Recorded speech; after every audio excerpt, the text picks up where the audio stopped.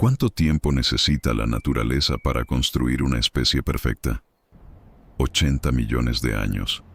¿Cuánto tiempo necesitó el ser humano para destruirla? Menos de 100.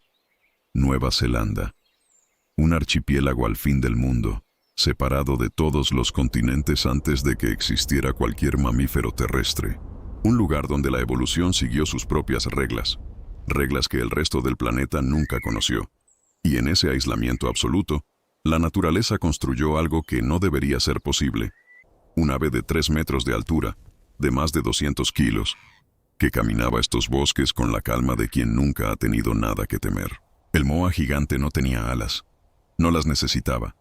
En 80 millones de años ningún depredador terrestre había pisado estas islas. El miedo, ese instinto primitivo que mantiene viva a casi toda criatura sobre la Tierra, simplemente no existía aquí. La evolución lo había borrado porque nunca fue necesario. Y entonces llegó el ser humano.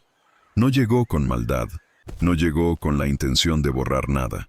Llegó con hambre, con curiosidad, con la misma fuerza que impulsa a nuestra especie desde el principio.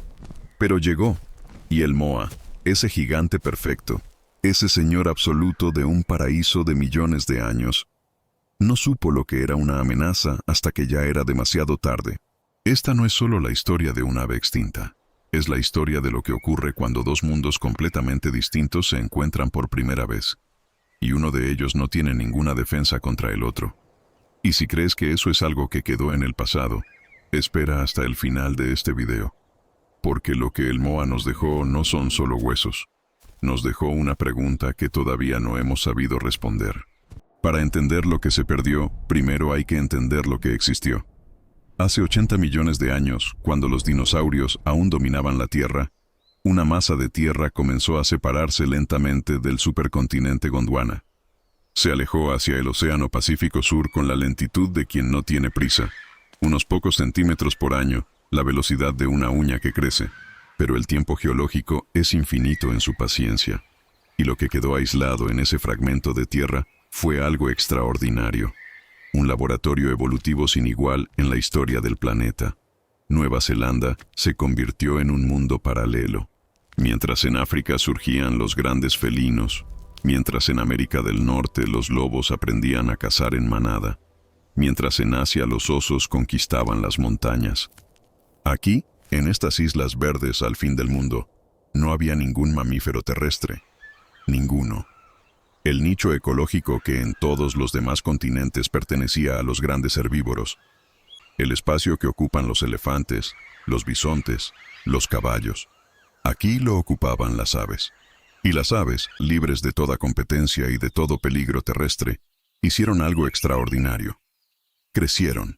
El moa gigante, Dinornis robustus, como lo llamaría la ciencia siglos después, fue el resultado más imponente de ese experimento evolutivo. Las hembras alcanzaban los 3,5 metros de altura. Pesaban más de 200 kilos. Sus patas eran columnas de músculo y hueso, capaces de sostener ese peso colosal a través de bosques densos, praderas costeras y terrenos montañosos. Y su cuello, ese cuello extraordinario que se extendía hacia el cielo como si intentara alcanzar algo que el resto del mundo no podía ver, les permitía alimentarse tanto del suelo como de las ramas más altas de los árboles.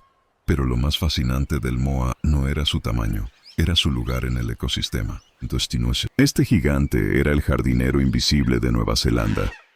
Al alimentarse de frutas, bayas y semillas, el moa dispersaba por el bosque las semillas de plantas que dependían exclusivamente de él para reproducirse. Sus movimientos abrían claros en la vegetación densa, creando espacios donde la luz penetraba y nuevas especies podían germinar. Sus excrementos fertilizaban suelos que de otra manera serían pobres. Era, en el sentido más profundo de la palabra, un arquitecto de paisajes. Una criatura cuya existencia sostenía la vida de decenas de otras especies sin que ninguna de ellas lo supiera. Y sobre todo este mundo, sobrevolaba su único temor. El águila de Haast, Hieraetus murray, era el depredador más grande que el cielo haya conocido. Con una envergadura de hasta 3 metros y garras del tamaño de las de un tigre moderno, esta águila era capaz de atacar a los moas jóvenes en picada, a velocidades que la física apenas permitía. Era feroz, era precisa, era perfecta para este mundo, pero solo cazaba desde el aire. Y solo a los más jóvenes y vulnerables. Un moa adulto, en plena salud, era prácticamente invulnerable en tierra. Caminaba estos bosques con la majestuosidad de quien sabe, en algún lugar profundo de su instinto, que nada puede tocarlo. 80 millones de años de evolución le habían dado esa certeza. Era un regalo de la naturaleza, y también, aunque el moa no podía saberlo, era su condena. Porque esa confianza absoluta, esa ausencia total de miedo ante lo que caminara en el suelo, era una adaptación perfecta para un mundo que estaba a punto de dejar de existir. Entre el año 1280 y el 1350 de nuestra era, algo cambió en el horizonte del Pacífico Sur. Canoas.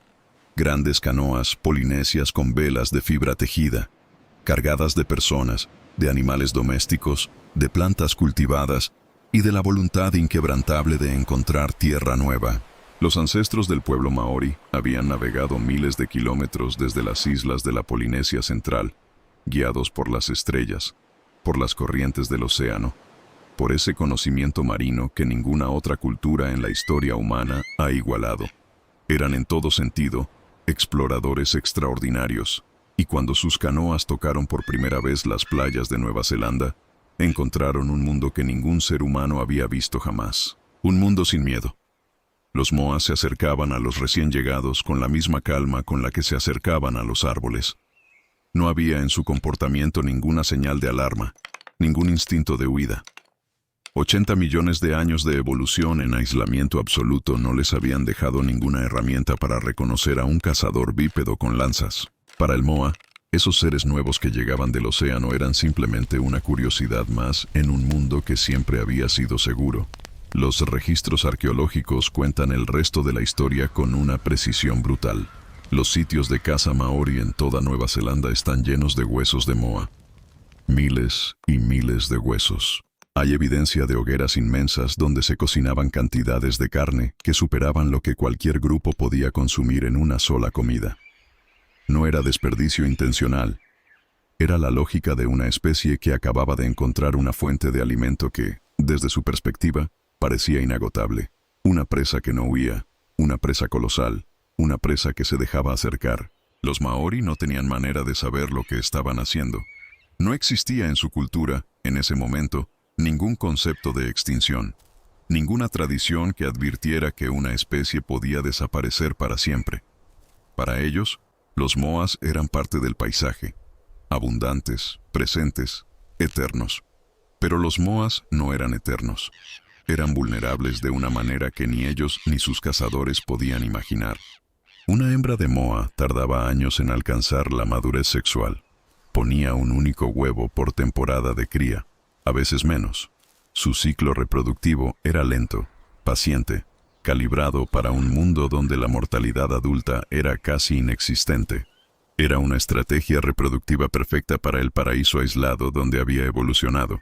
Pero en el nuevo orden que comenzaba, cada moa adulto cazado representaba años de reproducción perdidos, años que la especie no podía recuperar. Y mientras los moas desaparecían, algo más comenzaba a colapsar en silencio. Las plantas cuyos frutos el moa dispersaba empezaron a reproducirse con menos frecuencia. Los claros que sus movimientos abrían en el bosque comenzaron a cerrarse. El equilibrio ecológico que había tardado millones de años en establecerse empezó a deshilacharse, hilo por hilo, en un proceso tan gradual que era invisible para cualquier observador humano. Y en el cielo, el águila de Haast comenzó a pasar hambre. Sin moas jóvenes que cazar, sin la abundancia que había sostenido su linaje durante millones de años, el águila más grande que jamás existió empezó su propio camino hacia el silencio. Una extinción jalando a otra. Un colapso en cadena que nadie había planeado, que nadie había querido, que nadie sabía cómo detener, porque nadie sabía qué estaba ocurriendo. En menos de 200 años desde la llegada de los primeros navegantes maorí, los investigadores estiman que entre 24 y 27 especies de aves únicas de Nueva Zelanda habían desaparecido para siempre. Y el moa gigante, el señor absoluto del paraíso, estaba entre ellos. Aquí necesito preguntarte algo, y quiero que lo pienses de verdad antes de seguir. Los maori no tenían manera de saber lo que iba a ocurrir. No tenían la ciencia, no tenían los registros fósiles, no tenían ninguna herramienta para comprender el frágil equilibrio que estaban rompiendo. Su acción fue, en todo sentido, comprensible. Pero nosotros que tenemos satélites que monitorean cada bosque del planeta, laboratorios que secuencian el ADN de especies en peligro, siglos de registros documentados de cada extinción que hemos causado, nosotros que sabemos exactamente lo que estamos haciendo, ¿cuál es nuestra excusa? Hay un momento que ningún ser humano presenció. Un momento que no quedó registrado en ninguna crónica, en ningún diario de explorador, en ninguna tradición oral. Un momento que ocurrió en silencio, probablemente en algún rincón remoto de la isla sur de Nueva Zelanda, rodeado de helechos y de la humedad constante de un bosque templado que ya empezaba a cambiar. El último moa exhaló su último aliento. No sabemos exactamente cuándo ocurrió.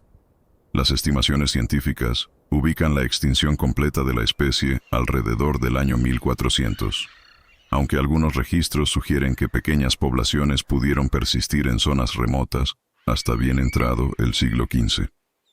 Pero en algún punto de ese periodo, en algún lugar que hoy no podemos señalar en ningún mapa, la línea se cortó para siempre. Imagina a esa última hembra, porque las hembras eran más grandes, más visibles, más buscadas. Imagínala caminando un bosque que ya no era el mismo bosque en el que había nacido.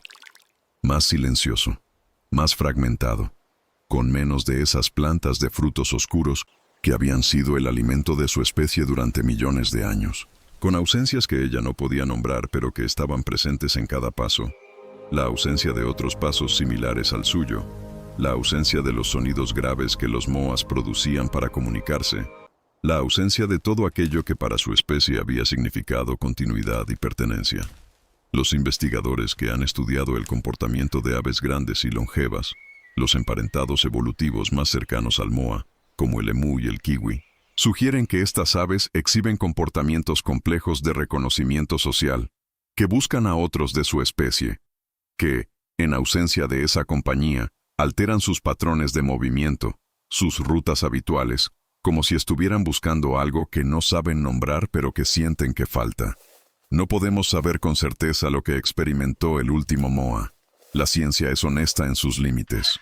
Pero lo que sí sabemos, lo que los huesos, los huevos no eclosionados y los registros genéticos nos dicen con precisión, es esto.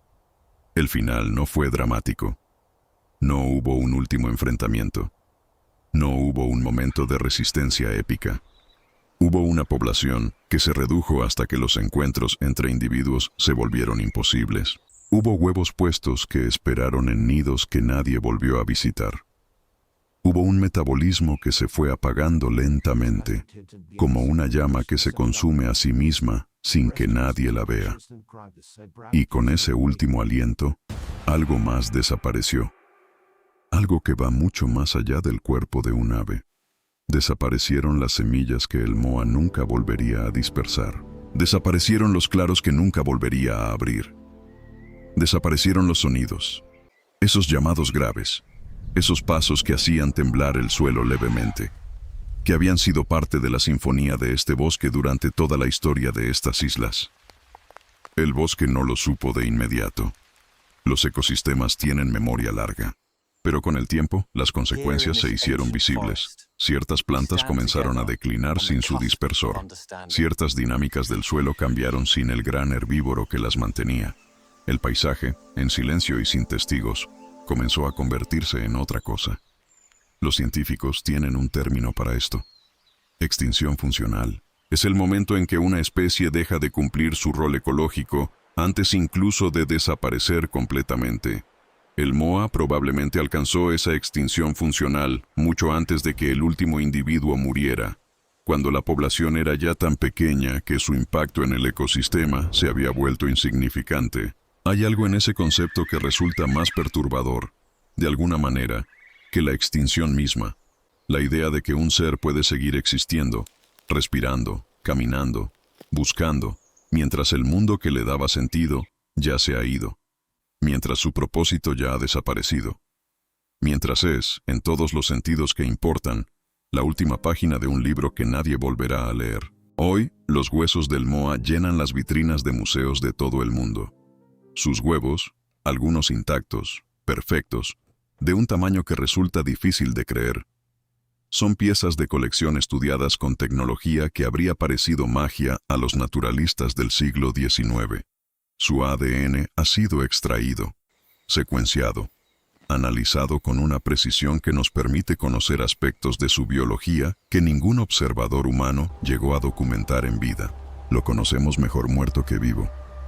Y eso quizás es la forma más silenciosa de nuestra culpa. Gracias por llegar hasta aquí. Sé que esta historia no es fácil de escuchar. Ninguna historia verdadera lo es. Pero lo que viene ahora es la parte que más me importa compartir contigo. Porque el legado del moa no termina con su extinción. Termina con una pregunta que todavía está abierta. Y que tú, en este momento, tienes el poder de responder. Existe un laboratorio en Nueva Zelanda donde científicos trabajan con fragmentos de hueso de moa que tienen 600 años de antigüedad. Con técnicas de paleogenómica que hace una década habrían parecido imposibles, han logrado reconstruir secuencias completas del genoma de esta especie extinta. Pueden decirte el color probable de sus plumas. Pueden decirte cómo era su sistema inmunológico. Pueden decirte, con una precisión que asombra, cuánta diversidad genética existía entre diferentes poblaciones del ave en distintas partes de las islas. Lo que no pueden decirte es si deberían traerla de vuelta. El debate sobre la desextinción, la posibilidad de usar ingeniería genética para recrear especies extintas, es uno de los más apasionantes y más divididos de la biología contemporánea. Los argumentos a favor son poderosos. Si nosotros causamos la extinción, ¿no tenemos la responsabilidad de intentar remediarla? Si el ecosistema perdió una pieza fundamental con la desaparición del moa, ¿no deberíamos intentar devolverla? La tecnología, por primera vez en la historia humana, hace que esa pregunta no sea puramente filosófica. Es una pregunta que podríamos, al menos en teoría, responder con acción. Pero los argumentos en contra son igualmente poderosos. El bosque de Nueva Zelanda en el que vivía el moa ya no existe tal como era. Las plantas con las que coevolucionó han cambiado. Las dinámicas del ecosistema han sido alteradas por siglos de influencia humana, por la introducción de mamíferos invasores, ratas, comadrejas, ciervos, que transformaron completamente el paisaje. ¿A qué mundo regresaría un moa recreado? A un mundo que ya no es el suyo. Y hay una pregunta más profunda todavía, una que los biólogos de conservación plantean con urgencia creciente. ¿Qué sucede cuando invertimos recursos limitados en recuperar lo que ya perdimos, en lugar de proteger lo que todavía tenemos? Porque mientras debatimos la posibilidad de traer de vuelta al moa, hay hoy, en este momento, más de 5.000 especies de aves en algún grado de amenaza a nivel mundial. Hay ecosistemas que aún pueden salvarse. Hay extinciones que aún pueden prevenirse. El silencio que dejó el moa no es solo la ausencia de sus pasos en un bosque que ya no existe. Es una advertencia que lleva 600 años sonando, y que nosotros seguimos eligiendo no escuchar del todo. Nueva Zelanda, paradójicamente, se ha convertido en uno de los laboratorios de conservación más avanzados del planeta. El programa de erradicación de especies invasoras en sus islas más remotas es considerado un modelo mundial. La historia del kiwi, ese otro símbolo viviente de la evolución sin mamíferos, ha dado un giro positivo gracias a décadas de esfuerzo sostenido. El país que fue escenario de una de las extinciones más veloces de la historia moderna, es hoy también escenario de algunos de sus éxitos de conservación más notables. Eso importa. Eso dice algo sobre la capacidad humana de aprender, aunque sea tarde, aunque sea dolorosamente. Pero el moa no volverá, no en la forma en que existió. No con 80 millones de años de historia evolutiva codificados en cada célula.